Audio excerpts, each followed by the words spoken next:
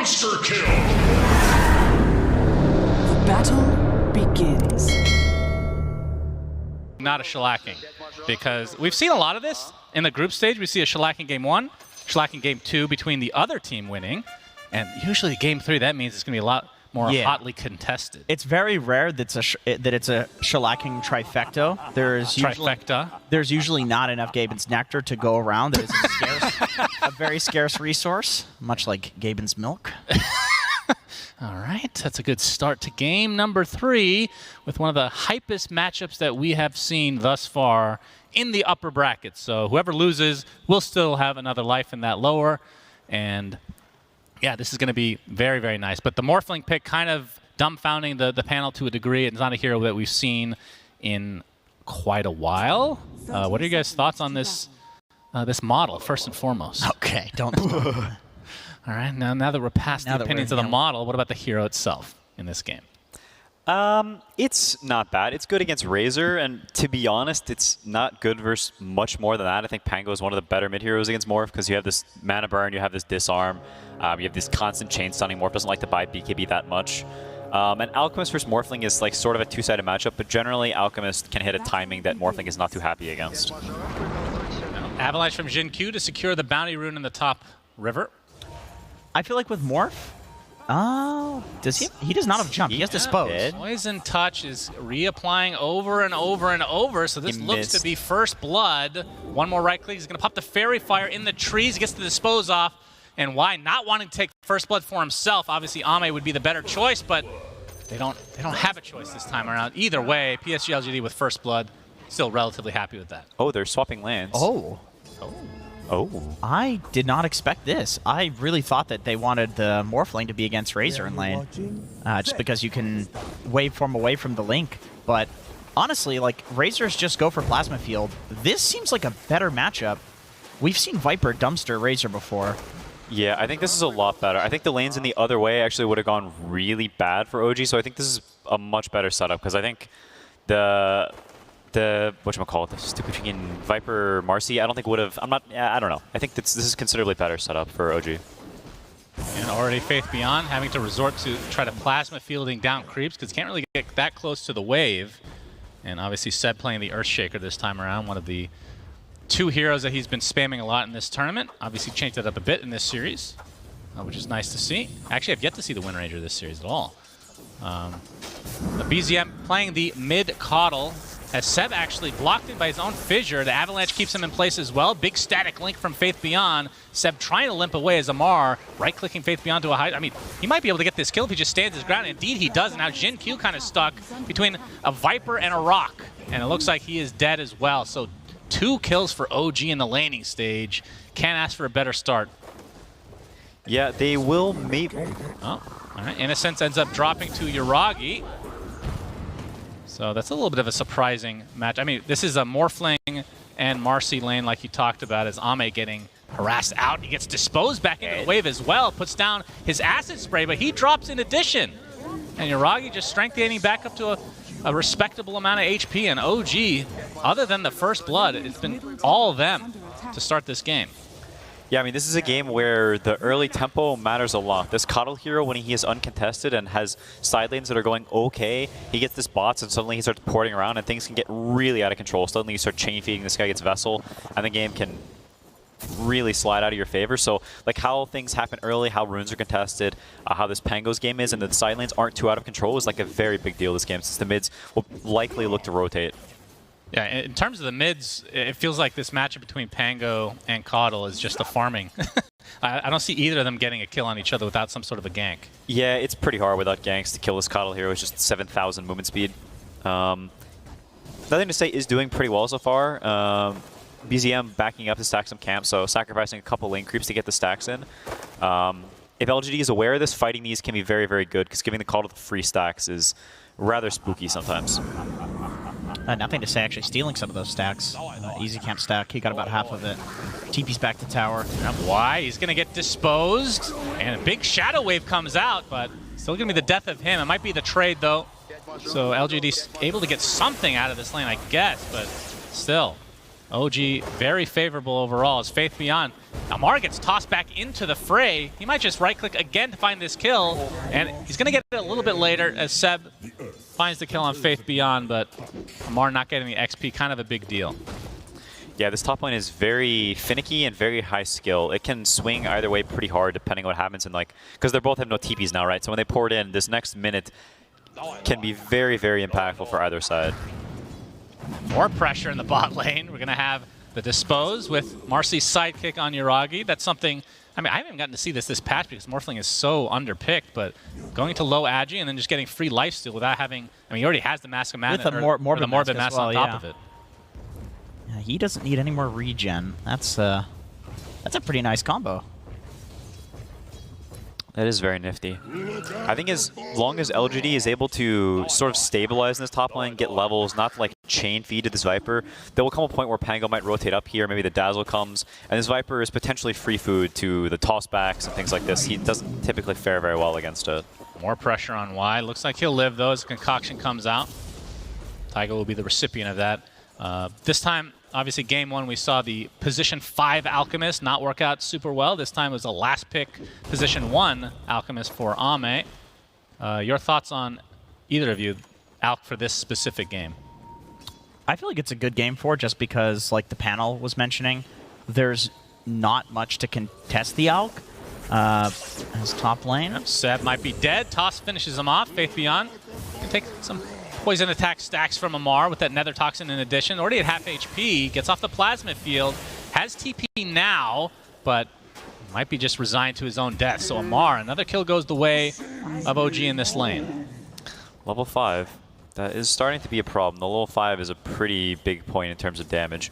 And Dazzle is kind of tied to this bottom lane as of now, until Alchemist gets a little bit closer to 6, so they kind of just have to hold on top for now. And you can see they weren't able to contest the top stacks because these side lanes are so laning intensive right now. The Kato got the farm though, so you see his CS way jacked up and looking to be in a pretty good spot.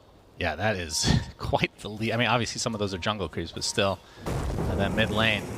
You see nothing to say with his Rolling Thunder. The wall is going to be pretty annoying, but he's trying to use it to his advantage to take out Seb at the very least, and Faith Beyond with the static link should be able to ensure that one. As Amar looks to be fine, as Jinkyu ticking away, but lives on just 20 HP.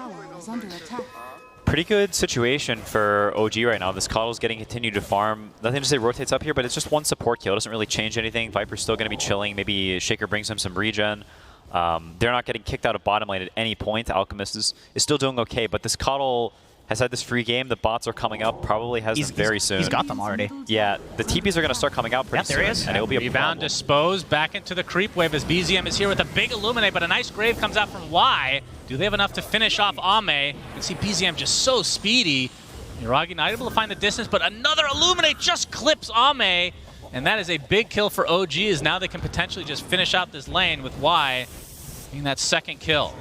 Yeah, that is very rough. The Dazzle also TP down bottom, so now they have sort of this impasse top where Viper's sitting there and they don't have the resources to bring there. As long as they keep an eye on what this Pango is doing and they don't feed in some silly way, the Coddle is going to start to make the map really bad for LGD, I think. And he's going for that Vessel too, so that is one way to contest the Alchemist in the jungle. I feel like OG's heroes, if they weren't so far ahead, they'd be a little bad at contesting Alc, but they're huge. Well, we have another fissure coming out. Nothing to say. Has to use the shield crash to get to the other side, but a nice toss brings Amar back into the arms of PSG.LGD, which is going to be their biggest pickup so far in this game, it feels like. But the fissure, it's not something we talk about that often against Panga, but it can be very impactful to have to try to, I mean, you have to shield crash to get over it. But it's very annoying. It's an either way though, right? Because, it could work the other way because you can bounce off of it. It's just a free wall. Yeah. It's BZM rotated. So you can see the value of these boosts of travel already contributing to actually 3 kills on this top and bottom lane respectively. Yeah, I think that was his Urn charge as well, so now even more damage. That W slow combined with the Urn is a lot of damage. Once you get to the Vessel, it's like just crazy. And I don't know if, like, I mean, you can see even there, nothing to say with a really nice TP, like a really quick kill on Viper, but it doesn't come to anything. Like, it's a kill, but it doesn't feel like it's trampling the map. It doesn't feel like things are collapsing. And bottom lane is still there, this casual pressure. Alchemist isn't having this free time. Like, the Morphling is dying, creeps being annoying. You can see a CS starting to fall behind. Yeah. And the Coddle pressure is not going to let up. He's going to have Vessel before too long, and I don't know if they're going to have a way to actually kill this hero. Yeah, they don't exactly have great backline jump. The catching with the Pango roll is pretty damn hard, especially without a Blink Dagger, which he is not close to. Tiny Toss, it's like these are not really like assassinate spells. They're more like initiations, you know, so it's going to take some high skill. Yep, as the gank attempt onto Ame, he's outnumbered. He gets off the Chemical Rage, but the burst damage is way too much. And they lose Seb on the other side of the map, but again, favorable trade for OG as this Alchemist, he is not off to a great start, just middle of the pack at the 9-minute mark when, I mean, in a couple minutes, that is typically the time where you're deep into your Radiance. And they laned the Morphling against him. It's like they didn't even lane this crazy Viper lane-dominating hero into the Alk. This is a free-farm Yuragi Morphling that also happened to dumpster and pressure the lane. This is like disaster situation for LGD. Yeah, I mean, this is very reminiscent of the first game where this Bloodseeker is just slowly kicking Ame out. He's poor, and there's like this impending pressure. I think OG is really good at playing this type of situation. If you're this Coddle, you're really free. You feel like you have these melee heroes that can just run in for you. There's Morphling that can't die. There's so many. You have so many heroes that can just give you vision, and you just play off that. And Tiny's not going to have Blink for 100 years. Neither will Pango. Like, it's a really free game to abuse this vessel. And Amar in the trees as we hear Chemical Rage as Ame trying to catch up as much as he can with the help of his team being around. They do know Amar's here because the courier came into the trees. They saw it with the ward. Yep, as mid lane, looks like Jin Q going to get disposed under his own tier 1, and BZM is just all over the place. How many kills is that for him now? 3-0-2. And so he almost involved has the in vessel. 5 kills so far. 100 gold, he's got the vessel. Yeah, that's a problem. And they just smoke up immediately, and Wyatt might be the recipient of this smoke gank. He's going to get blinding lit to the other side of the fissure. Maybe not exactly what they were looking for. Is Ame. Okay, beautiful Rolling Thunder from Nothing to Say. BZM's just dead. That's worth a lot of money. But Faith Beyond coming in is getting bursted down by Yuragi as Seb with the Echo Slam coming out. But it's not enough for him to get away as Yuragi still with that sidekick. Turns into Razor. Gets off that plasma field as well as the focus is on Tiger, but he gets a big rebound out to safety. Yuragi trying to save his teammate. Double kill for Nothing to Say. And now it's a 1v3 for Yuragi. Not sure if he can find anybody after the fact. That was really impressive from LGD. The way they're positioned on the left, they know that OG is coming from the right, so they're like sort of leaning and they're hiding in the trees, and they bait this Dazzle out a bit. I think OG actually steps a bit too far up, and they overcommit for this level 5 Dazzle kill, which doesn't matter that much, and they open the opportunity for this Pango to come through with the roll, because realistically, if you're playing more in the open and you're kiting a bit better, you can avoid giving away these kills, but LGD is like super ready there and poised, because they know the map's kind of in a bad state, and they need this like clutch play, and they get it perfectly, which is like a huge deal, because the map was starting to get into a very bad spot. OG also took a risk with that fight too because Amar TP'd out of top lane as they popped the smoke to go top. So they knew that that was at best going to be, I guess at worst, a 4v5. They thought they could win that without Amar, and Yuragi getting, or BZM getting caught out. It's like, that's the worst hero to die first, like you mentioned with the bait on the Dazzle. Yeah, I mean, sometimes you make a read in the moment and you're like, okay, this is a good fight for us. You're just playing in the moment. You're playing, you know, fast Dota, but sometimes that can backfire and the enemy's ready and maybe you get a little overzealous and you feed some kills away. They were also like 100 gold away from Vessel at the time. It was just the urn, so a pretty big momentum swing in the way of LGD. Yeah, that gives Ame a little bit of space as we're going to see the little swap-a-roo there. Okay, all right. I'll take that rune, no problem. Pretty good. Yeah, Taiga, just used to clicking that Q button immediately upon seeing somebody. Just a slightly wrong angle as Amar has the double Wraith Band going for the Dragon Lance and then into the BKB. Yep, he's finished with the D-Lance, so he's pretty damn strong right rebound now. onto Jin Q, so going to get some retribution for taking that bounty rune. The insolence from Jin Q. And Seb is standing here. Thought they might go on him, but not to be. Yeah. And how close is he getting to his next item? So he's already 1,000 into his blink there. I actually have to get your opinion on this, Quinn, because me and Jenkins have talked a lot about it. This Earthshaker hero has looked really, really bad at times and really, really good. And it seems to come down to how early can he get this blink. He's actually queued up the shard.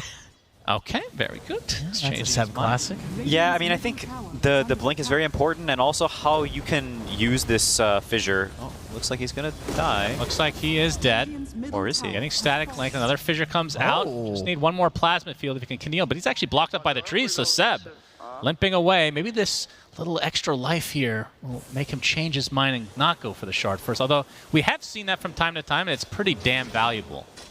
Yeah, I mean, it's not like a one and done type thing. You can just get this off repeatedly.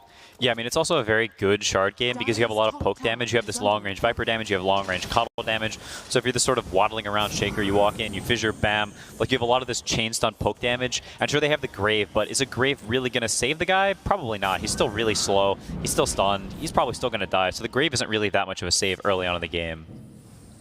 Looks like BZM working on an Orchid as his next item, as a Diffusal Blade finish now into Nothing to Say's Pango.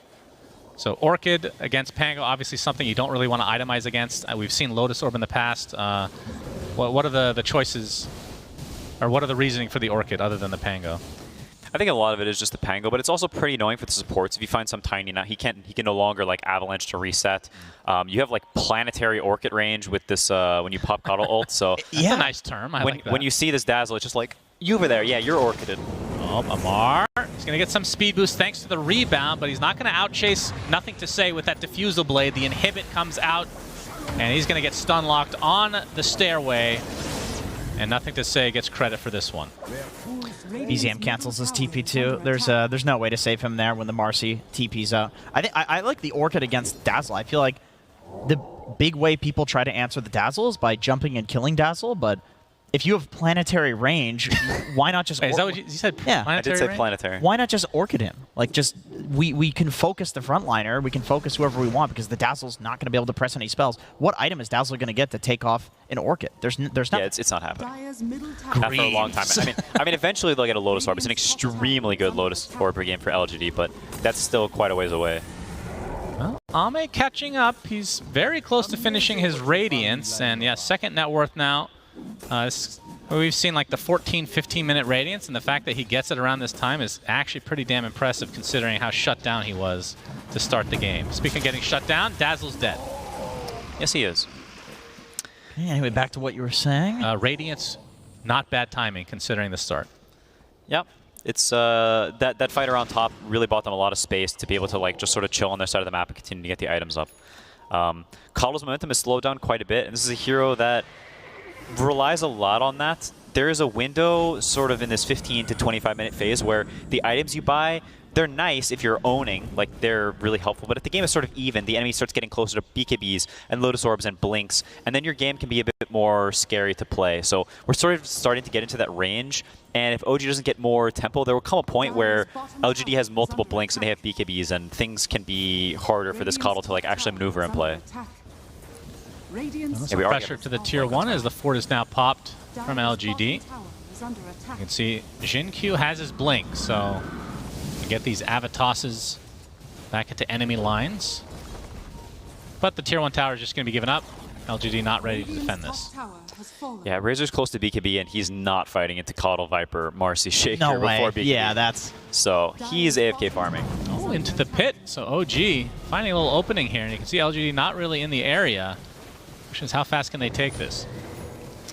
Approaching the half HP mark, and yeah, it looks to be a freebie for OG. Yeah, it does seem so. I don't think this Aegis is going to do that much, realistically. This Morphling probably wasn't going to be dying very much anyway, so an Aegis is like nice and all, but this is definitely not the end of the world, and LGD is just playing for their timings because contesting that is just very, very risky. Yeah. As we see Shard now online for Seb, who's actually going for a 4-step instead of the blink next. The Fissure actually blocking off most of his team, but the rebound back in. Early Grave saving Nothing to Say for the time being, but the Echo Slam keeps 2 in place, and that means 2 are dead in favor of OG. And they're going to find yet another as Yuragi turns into Tiny. Another toss to work with. Double kill for BZM as OG with this Aegis advantage winning this fight handily. Yeah, Nothing to Say with a little bit of a whoopsie there, I think. He swashed a little bit aggressively, and once you swash forward like that against this Orchid, it's a problem. Yep, Taiga, he might be the collateral. Faith Beyond forced to pop his BKB, trying to man fight against Yuragi, but again, this is just the Aegis, and now Faith Beyond basically in enemy lines, despite this being his own triangle, trying to get BZM, but it's not going to happen. So the domino effect continues as LGD fall. Yeah, sort of an uncharacteristic mistake from Faith Beyond. This chain feeding thing is not a thing that often happens for LGD, so a little bit messy, but OG pushing the tempo very hard. They get this Aegis, and they don't like back up to push lanes. They immediately straight into the triangle. There they go again. They're smoking. Yeah, they know they have some really strong footing right now. Alchemist still off his BKB. Razor's BKB CD. Pango no blink yet. Like, they have a lot of things going their way. And they smoke. They might actually catch All-Might down here. This was a good read. I don't know if they saw him walking out of base with the ward. Oh, boy, and he's all alone. He's just a recipe away from BKB. If he shows the acid spray, maybe they'll redirect. He's not ready for it. Of course, they already used their scan, so just the fact that he's in these trees, okay, pretty difficult to find. Yeah, he sees the creep wave being pushed by the Caudle now. He knows all of OG is here. There's also a gigantic wave top. Holy cow. He'd be very happy about that, yeah. So not too far away from the BKB, but the fact that you're playing Alchemist down 4K, not a great sign to start from LGD. And Yuragi, we've seen, has had this Manta for quite a while, and will be the Scotty next. He has a soul ring, by the way, on Morphling. He's got a soul ring. I just saw that. It's kind of cool. Interesting. He's not expecting any chakra magics coming his Yeah, way. with a Caudle, yeah, that's kind of funny. Ooh, Taiga. Not able to find the space to get off that dispose. Does have the keen optics. Almost Avatos from Jin Q, and that is a deleted Morphling. He was full agi, it looks like, but again, just the Aegis as Amar will get Retribution. So expires a little bit early for OG, but not the biggest punish. LGD is starting to get hemmed in. You see Ame's not able to sneak out onto these lanes and farm. There is too much kill threat, too much global ability. This Shaker and this Marthi hunting in all the lanes. It's very difficult for LGD to actually get out right now, and it's also hard for them to take a fight until they have just like a little bit more. So they're slowly losing out on gold, and it's not a position you want to be in against this much like stun and scaling late game. It's not a game where Razor's going to be able to do that much unless he has a bunch of items, which he does not currently. Yeah, I feel like Morphling is really set up for success in this game. Like, Morph versus Alk, you're a Scotty buyer. I don't think Alk is ever going to out-trade a Morph. Like, the point of Alk is you have more gold than somebody. And they're about even right now. And then you steal the Razor and just take the Link. It's like a hard counter. Yep, smoke comes out from LGD. Actually positioning themselves. The last time, I remember seeing this, the last time they were down by this much. I mean, 5K, a 6K against an Alchemist, it's probably like more like 10, 11K. But when Faith Beyond was Razor, when he got that refresher, they turned that game around real fast. As Seb, invisible, blocking the smoke, gets off the Echo Slam, but he gets bashed up. And he's going to be brought down very swiftly by Faith Beyond, pops that BKB. Rolling Thunder's coming in from nothing to say. So 1-for-1 supports right now as BZM. We'll watch Nothing to Say just TP out inside that ult form, so just a support for support. Yeah, I mean, they force all of OG's heroes to the top lane, so Alk gets a little bit of time. He's going to get to farm these camps and potentially push bottom lane in, so they use some BKBs for it, but, or I mean, they use Razor BKB for it, but it's not the end of the world for LGD, but you can see that, like, that's not the type of smoke you're making if you're in a comfortable position, you know? It's, I wouldn't say desperation, but it's definitely a very uncomfortable position for them that they're sort of squirming around trying to find a way out of. Yeah, I feel like that could have been disastrous for LGD if that went a little bit different. Like Tiny not being caught in the aftershock meant that he could get the avalanche off, so Seb couldn't continue his chain stun.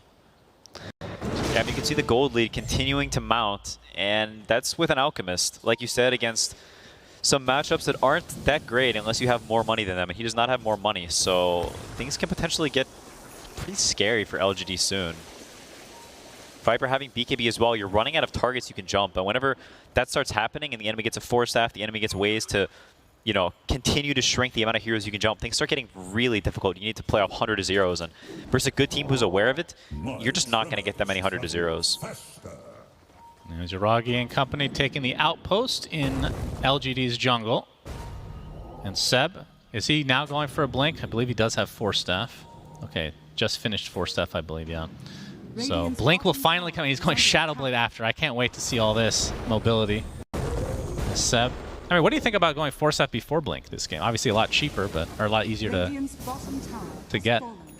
I think it sort of plays into that idea of LGD needing these certain jumps on these cores, this Coddle or whoever, and if they buy items to kite that, then LGD's heroes have massive problems actually doing anything. And Nothing to Say has to use his ult just to TP out again, and obviously no way for OG to really do anything about it. Ame, he gets off his BKB just to run away. And if I'm not mistaken, that is the 9-second charge. Wait, if you turn back into Morphling while channeling Alkston, he doesn't stun himself. Oh, really? The more you know. That's kind of OP. Yeah, real OP. Dude, that's good. How many Alk self-stuns have we seen result? It's usually 5 Alk. Yeah, but taking over Alk isn't really that great. You don't Yeah. get Chemical Rage. Acid Spray is an S-tier ability. It is, if they stand in place. Yeah. So you Strength Morph to get the Adaptive Strike stun into Acid Spray, then it's powerful. Yeah. Real powerful. And Scotty not that far away from Uragi, and again, when it comes to Scotty carriers, this is probably a top 3 hero in the entire game, along with the TBs of the world. Amar also has one queued up after the Manta style that naturally... Yep, of course. Because you got to get those three snakes coming in hot. LGD smoking, but there's nobody up here. They are definitely very desperate for a fight right now. They're doing it even without the Alk BKB. Looking for any window they can find, but smoke breaks. Yeah, nothing to say. At the very least, able to deny Uragi a double damage, which would have been pretty scary. 7K lead for OG. I mean, this is where it comes back once again to this. You need a jump on the Coddle or the supports, and if there's this Viper always breaking and there's a Force Staff and they're playing on hills and in fog, it just is so annoying to jump them. And you can see LGD, like, they're just looking for it constantly. They're, like, always trying to be ready, but they're just not getting the opportunity. And OG scanned this out, so they know this could be a thing here. As Seb, a little bit late on the fissure, as Amar has to BKB TP. He's fine. Seb might not be too much, as nothing to say, stuck inside the wall. Gets off the Blink Dagger, so that is, again, just a support kill, not the biggest deal. And OG read that all the way. Yeah, they're playing for this Roche. I don't know if it spawned. I don't know how to read that chart. 1 minute and 14 seconds before spawning. Good to know. When it's golden, that means that's how long We learned that one the hard way. Yeah, we made some big mistakes in the DPC. Dire's courier has been killed. Of course, you guys don't see that in when you're playing as a pro player. We do not. Yep, nobody watches. Nobody watches. Have Uragi in the Razor form, not able to find anybody though. The lead has gone down a bit in favor of LGD, but again, with the Alk, feels like they need to be leading. Zame gets some nice creeps and TPs out, so just playing the kind of split push game. Yeah, now he has the BKB on Coddle as well, so this game, a lot of how the fights go depends on Xingqiu and Nothing to Say being really ready and crispy with these jumps. Avatos, but the instant Orchid onto the Tiny as Seb 4 steps to safety, and the Viper Strike's actually going to slow Faith Beyond down enough for Seb to survive, but now they're going to TP out, or trying to, but Faith Beyond's BKB ends right at the right moment as the Fissure ends up canceling the TP. Double kill for Seb of all heroes, and now Y looks to be next on the list. The fact that Seb survived and then canceled that TP, pretty damn crazy, and now they're going to scout out the second Roche of the game. It literally just respawned as that fight ended. That is lucky. Yeah, that's a catastrophe for LGD. I mean, sure, Nothing to Say is out farming on the map, but that whole pincering in, closing LGD into the map that was going on for the last 5 minutes is only going to get worse now, because now there's even more heroes that are invincible, even more heroes standing on hills being annoying. They're going to go D-ward your triangle right now. And the places where you can play as LGD are just slowly shrinking and shrinking. You're going to lose your top tier 2 now. It's only going to get harder from here. Now, important question. Who gets the Ag Shard? That is a great question. It's always Viper. Yeah, Amar, did he actually take it? It was Viper. Yeah.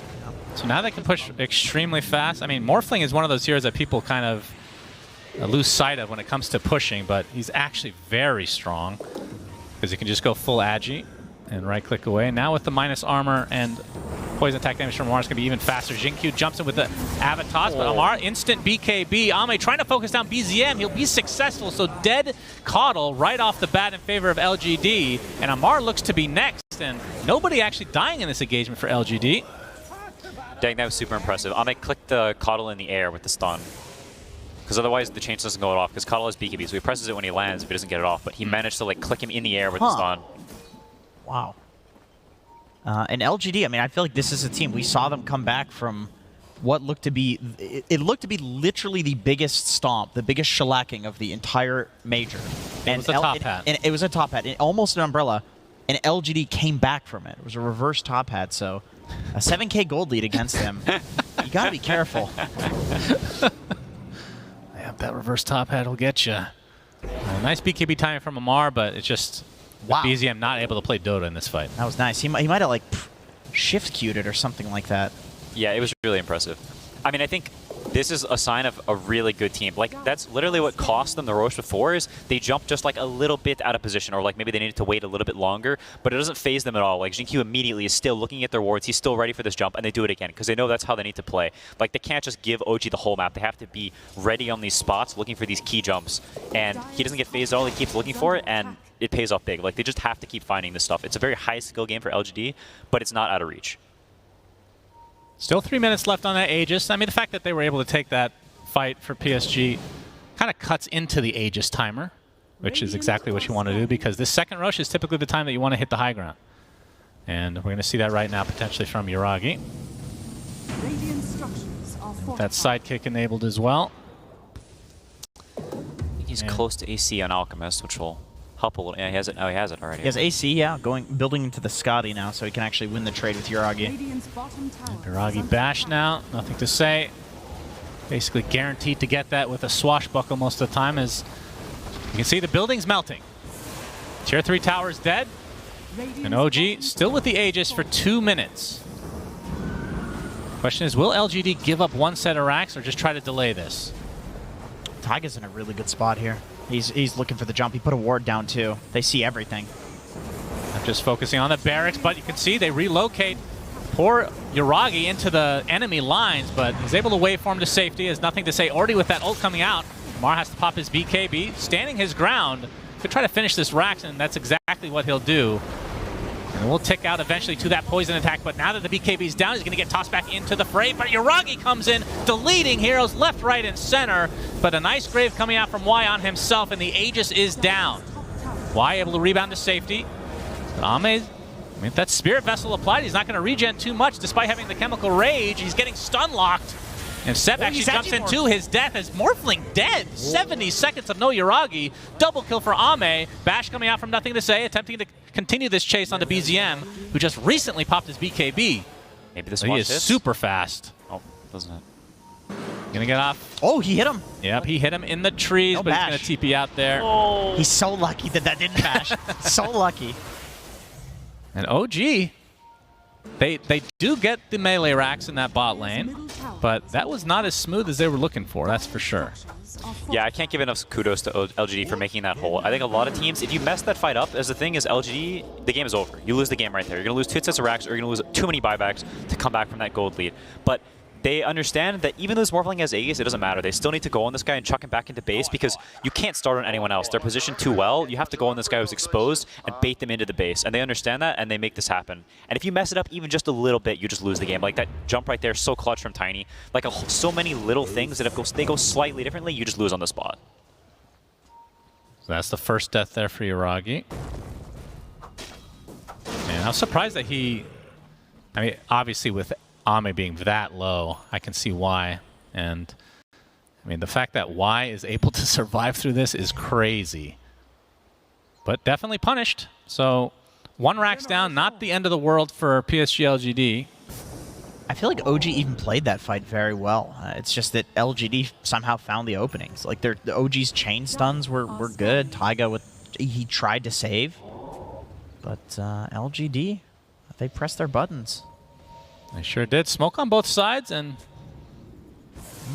Jinkyu going to back up now as both teams know the general area. He's got a ward. He's looking to ward in Sentry, maybe. Yep, Yuragi waveforming in, but instant blink from Jinkyu.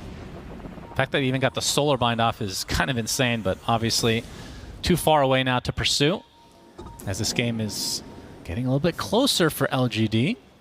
Really great restraint from both fours there. They saw each other and they both knew that it was kind of a weird, uncertain jump. They didn't try and force it too much. They're not being antsy. They decided to just wait and play for the jump they're more sure of. I think it's very, very clutch from both teams. LGD's done such a good job this game at just like dodging the bad fights and instead just running at the side lanes, like getting behind this like front line on the map of OG, trying to restrict them to base. Oh my god. Put his hands out and everything. Come to Those me. hands are very fearsome.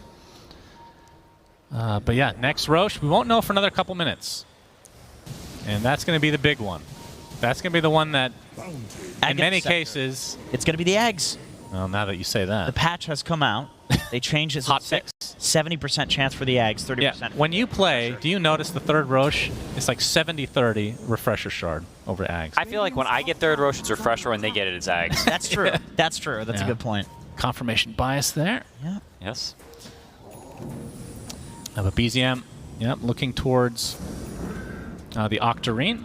Ame has Scotty. It is closing in on a point where maybe LGD can take a straight-up fight. Oh, Ame already has a concoct coming off. Trying to focus on Amar, but he's already at half HP. They have to be careful. Can't even pop his ult yet. Gets off the BKB finally, trying to regen through, and he just chops down Taiga. But he's the one that's low. Finally, the Grave comes out as Yuragi. He's going to get deleted. 80 seconds of no Morphling.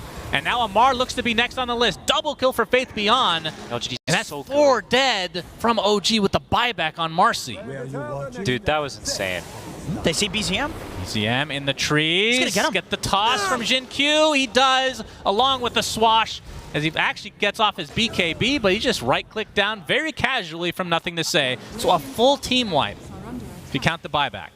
That was actually crazy. The fact that they, like, it's this baiting. They understand that they have the reset. Like, there is so much slow damage. They have this Coddle, this Viper, and if the Alk presses his ult, like, immediately, then they can kite the ult, and it's hard to fight after. But he runs in and he baits them to use all this crap on him. No BKB, yeah. Yeah, and then they knew they had the Dazzle save behind him, so he presses the ult and purges all of the stuff, and then is able to play the fight slower afterward. Like, extremely impressive. Yeah, like Bet some balls right there. It looks stupid. It looks like a mistake that they're making, but that's exactly what they want it to look like, right? They want it to look like, oh, you can kill this guy, but the Grave is there, and he's so low, and it's very close to being disastrous. But it's like what Quinn is saying.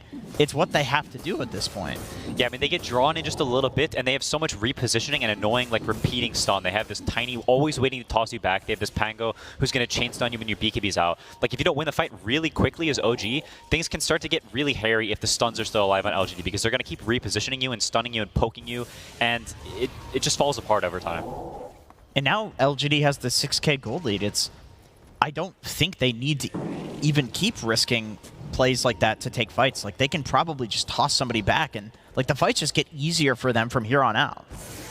Yeah, I mean, you can continue. I mean, you can see that they're still like so ready. They're so poised. They're not like letting their guard down. Like, they have this ward here. They're ready to break a smoke. They know that OG's probably coming, and they just break the smoke like this. Yep, Seb, instant blink away. Taiga, he's a little braver. He puts down the ward just to spot Jin Q.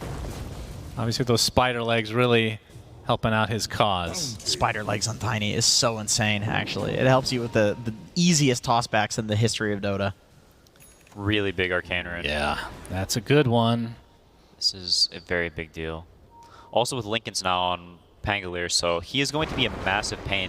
Sort of playing into this slow fight theme. If LG continues to play these cute, kitey fights, like, they're going to have multiple roles now. They have this super blink for, like, also to just, like, force out these BKBs so that the fight can last. Refresher on Razor, so Morphling can't even really man fight into all this, like, crap and the AC and the Refresher and just so much stuff. Like, Morph is at this point where he can't just wave in and hit stuff. Like, he's gonna die. You saw it last fight. He's fighting a Razor, and Razor just killed him. Yeah. And we're approaching the territory. I mean, I think Ame is going for the shards. That gives him an extra Dispel if he's already popped the Chemical Rage, which is going to be pretty damn valuable against this Spear Vessel. But maybe now we get some Ags for his teammates after the fact. But we'll see. And LGD smoking up.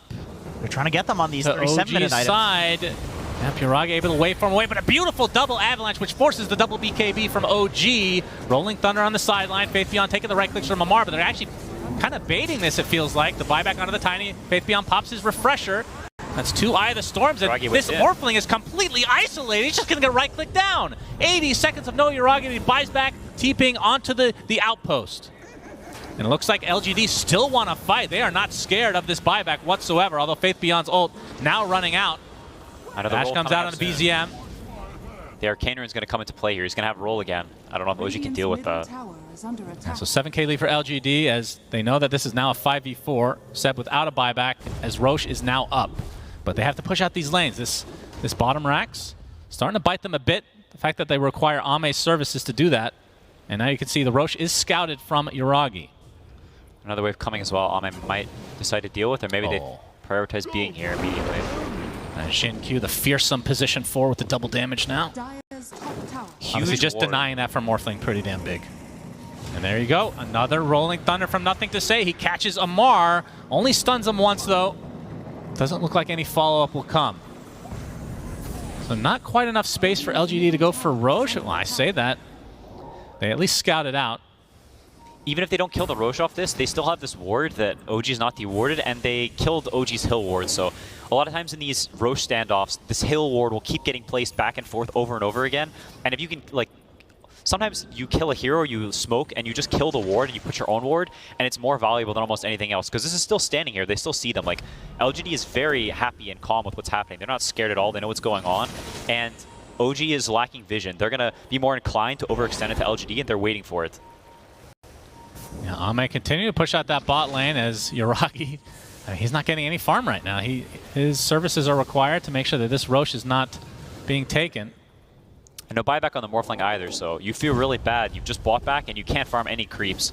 And so if you lose this next fight, you lose the Aegis, you start getting pinned into the base, you can start to have real item progression problems as the Razor continues to get more fat, the Pango gets more fat, Tiny starts to have a Yules and a Ghost Scepter and a Force. Like, it starts to get really hard to kill heroes. Well, also because of the vision that LGD has. They have this ward that's constantly scouting out Yuragi and all of OG. It means that Ame can feel comfortable actually hitting creeps because he knows that they're not taking Roshan. He knows that they're not making any moves. So that's another reason that he's just going to get more and more farmed. He's almost... He's actually getting to the point where he's going to be double the Morph's net worth. He's getting there, but OG are in the pit. You can see most of LGD in the area off the Avalanche with the Swashbuckle, but the Roche is going out relatively fast, and Ame is just waddling his way over there. And they contest Faith Beyond with the Plasma Field, forcing some of OG out. And this Roche is getting extremely low. Here comes the Rolling Thunder. Double stun from Nothing to Say. Trying to focus on Seb, but he gets a nice Force Staff to safety. And Amar pops the BKB, just focusing on Faith Beyond, but that is a Refresher Orb with the BKB. Roche getting extremely low. Who is going to get it? It looks like it's going LGD's way as the rest of OG have to hightail out because of the death on Yuragi. But they're going to try to get some kills in the meantime as BZM getting chased. But the Orchid going to prevent the stun from coming out. And that is a Refresher Shard. Aegis still pulsating on the ground, as Ame will take it for himself. Holy moly. Yuragi got caught by the Dazzle Hex. That's legitimately all that was. He was Agimorphing, gets caught. No Scotty necessary, nothing. Just basic damage going through the team fight. He goes down.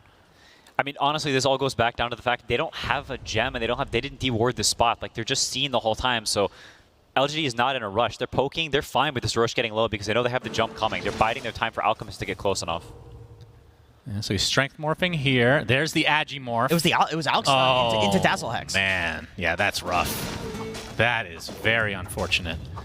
So now LGD turning this game completely around. We've seen it before. And again, remember, game number 1 was only their second loss of the entire freaking tournament, which is absurd. So being pushed to the limit here by OG, but they might have run out of steam now. Yeah, this team's clutch factor is like completely unparalleled. I don't think any other team is even close. Some of these jumps that Xingqiu got, in the triangle right after they got the Aegis, being like super ready there and getting these 2 kills, like I think they'd probably just get stomped if they didn't get that from there on out. Like there's the way they play this high ground defense, like so many windows that if they lose one more hero, they miss one spell, like they'll just lose the game on the spot. Oh, Aghanim Scepter. Click. It's got to be Nothing to Say, right? Did he give it? Dire's bottom tower is under attack. Nothing to say? No? Okay. Oh, he hasn't received it yet. Oh, he gave it to Razor. Oh, he gave it to Razor? Okay, so that's some really building good. damage. Very nice. Do 2 refreshers on Razor. He's going to have 3 BKBs, 3 Hexes, 3 Eye of the Storms. And he's got Cheese just as a backup there. Yeah. No problem. He's also a Chad and took the Storm Interval Strike. Almost everybody these days have been taking the speed. But yeah, last time we cast him, he did this as well, actually. Yeah, that's pretty cool. I like the read, honestly. Like this Morphling keeps running into you, and you just need. Oh, Jin Q. He might be food for OG, left all alone, and mega dead. But yeah, like I was saying earlier, the game that we cast that was the reverse top hat, well, it wasn't exact scenario. It didn't have an Alchemist, I don't think, but Faith Beyond's surprise Refresher Orb turned the game, ends up going that talent, ends up getting the Ags eventually, and that was the biggest comeback of the tournament. And the fact that this is the upper bracket of the playoffs might make this potentially the biggest comeback for LGD in quite a while. Yeah, they're in pole position to take this game. Coddle at this point in the game is strong for sure, but the enemy is very tanky, and this Lotus Orb item and these Force Staves, like, they're a real problem for this hero as the game progresses because you don't have that like 100 to 0 damage that a core wants at this point. You have like half HP, like you can take a core to half HP, but that's not enough. There's a grave, there's reset potential, like it starts getting really annoying. You look at OG's heroes and they have really big damage issues. Yeah, and it doesn't feel like Yuragi can go in and man fight where like maybe he could be the damage, but he's dying. He's dying to the hexes, he's dying to the Alk with the Eye of Scotty healing reduction. Like, Yuragi can't man up and do damage. So the question is, where does it come from? And, well, it looks like Amara's building a Daedalus, so that'll be something. Oh, Butterfly first, Daedalus. apparently. Yeah, so he's going full carry build. Yeah, the real question is Ame building more Aghanim Scepters? He has 7k. I don't even know what Dazzles does anymore, if I'm being honest. Just has to do with the free item usage or whatever. I think production just opened Something up the like console to try to see what Dazzle's ultimate does. What is? Sir, that's not good. What is Dazzle? Doesn't look like LGD want to use this this Aegis in any capacity. Does that surprise you at all? There's only a minute left. Or maybe they're going now. It sort of is, to be honest. I think they maybe were going to, and then Xingqiu got caught, and it sort of slowed things down for them. I'm not exactly sure what happened, but I do feel like something could have happened more in this time frame. Because OG is sad right now for sure, but they're not like weeping. Oh, Yuragi. I like that. He's there. Not yet, at least. Will they be weeping? You have the smoke. I Not know. broken yet. The Avatos Xingqiu. They destroy those illusions. And now the self-stun. Actually, Faith Beyond's BKB obviously could refresh it, but would feel kind of bad, especially since there's only 30 seconds left on the Aegis here. Spicy game, to be sure. This bottom lane is not the end of the world, but it is annoying. You can see people pinging it. LG's probably looking at it, going to back up. Aegis is wearing out. That's the Axe, Quinn. He has it queued up. Let's go. Click on Pango. What talents does he have? Is he 27 yet? He's close to 27. Okay. Rolling Thunder. What do you get at 27? Well, 15 talents, which you Oh, it's 28. 28. Oh, You do 27 is 28. useless. Yeah. 1.5 mana regen. Juicy. That'll be juicy. He'll never have to go to base. I mean, again, that 20 talent or that 15 talent is crazy. Crazy if you have Ags. It is a lot of deeps. But we'll see. So he is building Ags. I was wondering if he was just going to try to either get a Moon Shard or even replace the Radiance gave it to at this Dazzle. point. Oh, All right, Dazzle. somebody read this for me. Okay, so it refreshes somebody's their items. Okay, so more BKBs for Faith Beyond? Yeah. I presume it doesn't refresher. No. I don't Definitely think not. so. Definitely not. That would be Hope stupid. not. That would be broken. Definitely not. This would be every game. Also reduces Dazzle's item cooldowns as well, so he'll have Glimmer Cape. Have like 15 billion graves. So that's like his old one. Yeah, so he has a 2-second downtime on Glimmer Cape. That's actually insane. Yeah, it's pretty nutty. Because having a gem in your inventory at this point is a big pain. Like, everybody is 6-slotted. Kind of. Sad. Force Staff. Is under attack. And buybacks. You can see Yuragi, he's 800 gold away from his. Taiga trying to find Faith Beyond, but the double BKB comes out from each. Now he's just going to get static linked along with Faith Beyond's Refresher, so that's going to be a dead Marcy to say the least. Nothing to say. Not able to find anybody, though, with the Rolling Thunder. So a lot expended from LGD just for a Marcy kill. They do get the tier 2, though. Yeah, I think we'll see if they hit the high ground. I do think it's possible with them, too. They have the Grave and lots of Force Staffs to reset, but looks like they're opting I to play think they need to wait for another Aghanim Scepter there, Quinn. Maybe so. All five. Let's go for the Alkags next. Oh, yeah, he does get that damage buff. That is nice. What? I mean, when do you get rid of the Radiance? Okay, he's getting Boots of Travel to replace his phase. I feel like Radiance can be upgraded to some damage item. Yeah, because he's got the cleave, right? Like Abyssal Blade or something. Maybe. Abyssal probably. That's probably the choice. I mean, that's just. It's going to make it even harder for Yuragi to trade with him. But the Ags, nothing to say, is only one level away from the Dream. I honestly, I genuinely do think Ags is more value than replacing a Radiance with anything, because it's not like he needs an Abyssal to kill any of these heroes. You may as well just like start putting net worth on other heroes. Because you're already 6-slotted on Alk. Like, selling an item to buy another one is not much of an upgrade. Big news, though. In 2 minutes, they can buy a Tome for nothing to say to get a little bit closer to that level 28. Lamar Popping that Manta. Oh, they're so close to him. And they just demolish them. So 18K lead for LGD, but this game still feels very close. Really big restraint from LGD there, not trying to kill that ward, just saying like, okay, you have a ward, that's fine, you can keep it. We're not gonna fight into your vision. We're gonna come back up here. We're gonna make you come back. They understand how dominant a position they are in terms of team fighting, so they don't want to sacrifice that in some silly way by running into Dire's vision and getting like mega fissure stunned and Coddle slowed over and over again. Because realistically, that's the way OG wants to fight. They want you to come into us. We've been going into you all game, and you've been winning. You know, how about you come into us now? And LG's not giving them that. Yeah, and then they just force them back to base. And he's going to get Orchided here. Ame does. And Sheeped, just to delay. Has the Boots of Travel 2 now. They're actually stuck inside the base. A nice fissure coming out, but the toss back out. You know, Seb actually stays on the same side. Pops that BKB, and OG's going to reset. But their buildings are going down pretty damn fast. Nothing to say. Trying to create some space. Seb, BKB does dissipate. Another nice fissure. Nothing to say.